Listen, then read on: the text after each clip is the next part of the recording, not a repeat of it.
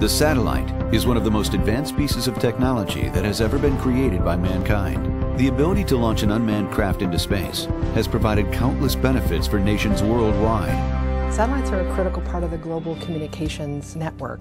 Whether you know it or not, about 365 satellites are ringing the Earth now, providing voice, video, and data. In the United States, commercially owned spacecraft account for more than 80% of government satellite needs. The one area where the U.S. continues to have great success is in commercial space. There are many companies in this country that are operating satellites commercially, providing services to the U.S. government at very affordable costs, at extremely high quality.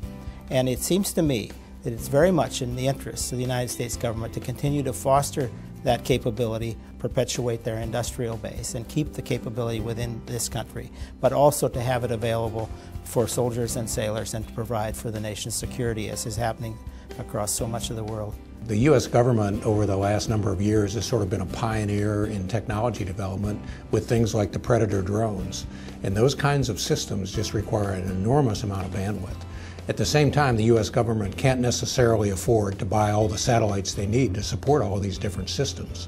So it's really up to the commercial industry to rise to the challenge, because the reality is that we're highly dependent on these systems, and we really can't operate on today's modern battlefield without satellite capacity to support the systems. SES Government Solutions is fully devoted to providing the United States government with the most advanced and comprehensive satellite services available.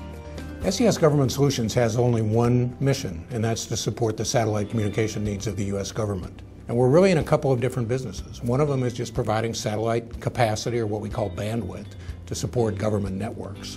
But we're also in the business of designing, building, and operating networks on behalf of the government. We understand what the government needs, and we understand it from the government's perspective. Today, SES Government Solutions maintains the second largest fleet of satellites in the world. The antennas right here behind me are used to fly and communicate with the 49 satellites that we have in our fleet. SES is undergoing a very aggressive fleet expansion program right now. In fact, we had in one single quarter this year 4 satellite launches. And we're also going to increase capacity by a similar amount over the coming years, with 7 additional launches scheduled between 2012 and 2014.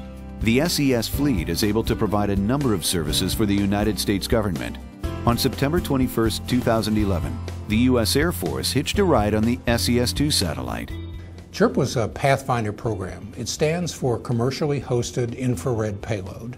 And what the payload is a heat-sensitive device that's mounted on our commercial spacecraft. And it operates in the infrared frequency range.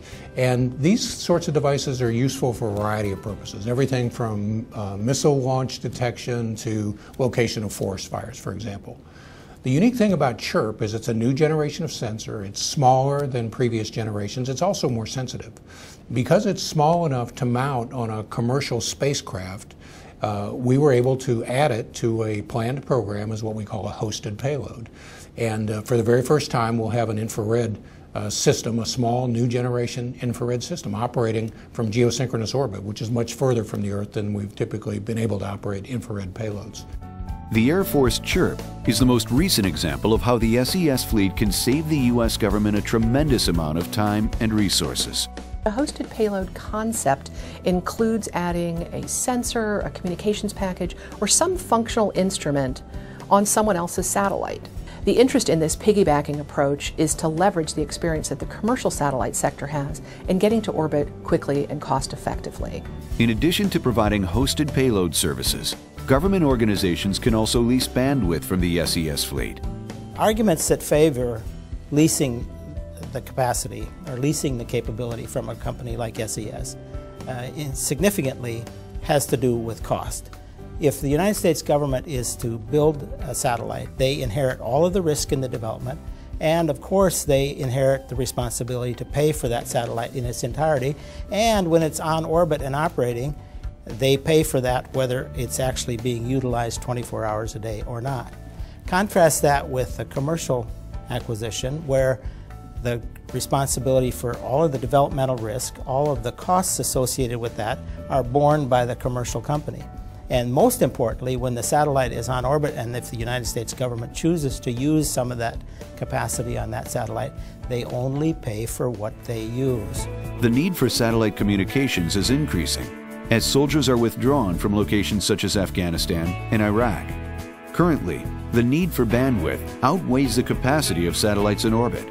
When troops move out of the active theater of operations and come back to home, hopefully, or wherever they're deployed, the need for communications in the area does not necessarily decrease. Matter of fact, most of the time it increases. The technology has evolved so much that the capacity that is required to provide full-time video surveillance via many, many different means takes up a ton of bandwidth.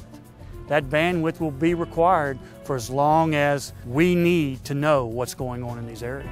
As SES looks to the future, uses for its fleet are increasing in exciting new ways. So we provided capacity and engineering expertise to prove out what types of antennas could be used, for example, on these aircraft, and how was the best way to use transponded capacity to do that.